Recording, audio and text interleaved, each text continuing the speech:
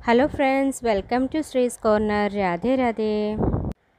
नारद जी के बारे में सभी जानते हैं, लेकिन नारद जी के जन्म के पीछे एक कथा है। आप लोगों को आज मैं ये कथा सुनाएंगे। नारद जी ब्रह्मा जी के मानस पुत्र हैं। ये ब्रह्मा जी के कंठ से पैदा हुए हैं। इनको भगवान विष्णु का मन भी कहा गया है। ब्रह्मा जी ने इन्हें उत्पन्न किया और कहा कि बेटा जाओ और जाकर सृष्टि को आगे बढ़ाओ, सृष्टि कार्य में सहयोग करो। लेकिन नारद जी ने साफ साफ मना कर दिया।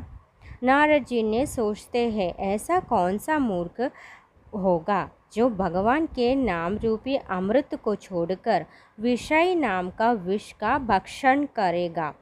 जब इन्होंने मना किया तो ब्रह्मा जी ने श्राप दे दिया कि तुम अपने पिता की बात को नहीं मानते हो। जाओ, मेरे श्राप से तुम्हारा ज्ञान नष्ट हो जाएगा और तुम गंधर्व योनि को प्राप्त कर काम विलास के वशीभूत हो जाओगे। नारद जी ने विचार किया, जो बुरे मार्ग पर चले ऐसे कुमार्गी को श्राप देना ठीक है, लेकिन मुझे अकारण ही श्राप दे दिया गया, यह गलत है। फिर भी अपने पिता से नारद जी कहते हैं कि इतनी कृपा कीजिए, जिन जिन योनियों में मेरा जन्म हो वहाँ भगवान की भक्ति मुझे कभी न छोड़े। ऐसा आग्रह करके नारद जी ने अपना पिता को भी श्राप दे डाले। हे पिताजी, आपने मुझे बिना अपराध के श्राप दिया है, अतः मैं भी आपको यह श्राप देता हूँ कि 3 कल्पों तक लोक में आपकी पूजा नहीं होगी और आपके मंत्र, स्तोत्र, कवच आदि का लोप हो जाएगा। पिता का श्राप के कारण ये गंधर्व योनि में पैदा हुए। कहते हैं कि नारद जी पूर्व जन्म में उपभर्ण नाम के गंधर्व थे। उन्हें अपने रूप पर अभिमान था। एक बार जब ब्रह्मा की सेवा में अप्सराएं और गंधर्व गीत और नृत्य से जगन सृष्टा की आराधना कर रहे थे, तब उपभर्ण स्त्रियों के साथ श्रृंगार भाव से वहां आए। उपभर्ण का यह अशिष्ट आचरण देखकर ब्रह्मा कुपित हो गए और उन्होंने उसे शूद्र योनि में जन्म लेने का श्राप दे दिए। श्राप के कारण वह पृथ्वी पर शूद्र दासी का पुत्र हुआ। जन्म लेने के बाद ही इनके पिता की मृत्यु हो गई। इनकी माता दासी का कार्य करके इनका भरण पोषण करने लगी। माता पुत्र साधु संतों की निष्ठा के साथ सेवा करते थे। एक दिन गांव में कुछ महात्मा आए और चातुर्मास बिताने के लिए वहीं ठहर गए। नारद जी बचपन से ही अत्यंत सुशील थे। वह खेलकूद छोड़कर उन साधुओं के पास ही बैठे रहते थे और उनकी छोटी से छोटी सेवा भी बड़े मन से करते थे। संत सभा में जब भी भगवत कथा होती थी तो यह तन्मय होकर सुना करते थे। संत लोग इन्हें अपना बचा हुआ भोजन खाने के लिए दे देते थे। साधु सेवा और सत्संग अमोघ फल प्रदान करने वाला होता है। उसके प्रभाव से नारद जी का हृदय पवित्र हो गया और इनके समस्त पाप धुल गए। जब उनका चातुर्मास पूरा हुआ और वो जाने लगे तो उन्होंने नारद जी को एक मंत्र दिया।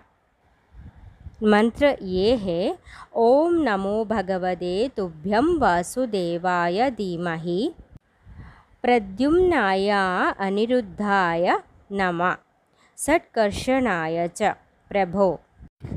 जिसका अर्थ ये है कि आप भगवान श्री वासुदेव को नमस्कार है, हम आपका ध्यान करते हैं।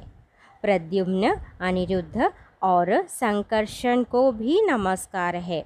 नारद जी दिन रात इस मंत्र का जप करता और भगवान का ध्यान करता रहता था। लेकिन नारद जी की माँ नारद जी के ध्यान नहीं करने देती थी। जब भी नारद जी ध्यान में बैठ जाता था तो कभी नारद जी से कहती कि बेटा तेरे दोस्त तुझे खेलने के लिए बुला रहे हैं। कभी कहती दूध पी लो, कभी कहती भोजन कर लो। उसने अपने को नारद जी के स्नेह पाश से जकड़ रखा था। ऐसे ही चलते एक दिन सांप के काटने से उनकी माता जी भी इस संसार से चल बसी। अब नारद जी इस संसार में बिल्कुल अकेले रह गए। उस समय इनकी अवस्था मात्र 5 वर्ष की थी। माता के वियोग को भी भगवान का परम अनुग्रह मानकर ये अनाथों के नाथ दीनानाथ का भजन करने के लिए चल पड़े।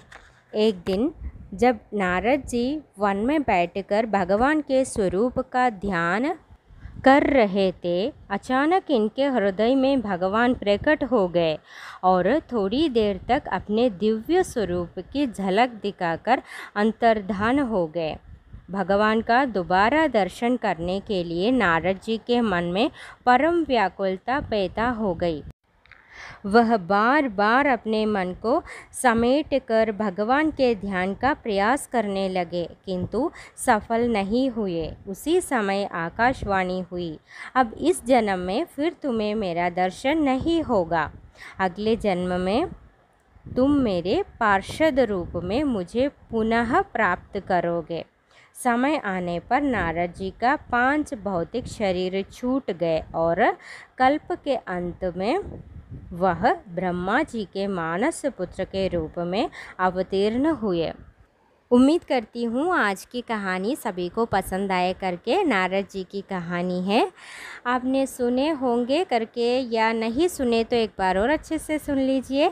तो आज के लिए इतना ही है। सब सेफ रहिएगा, घर पर ही रहिएगा और हमेशा भगवान को याद करते रहिएगा। आज के लिए इतना ही है, फिर से मिलेंगे। तब तक के लिए सभी को राधे राधे।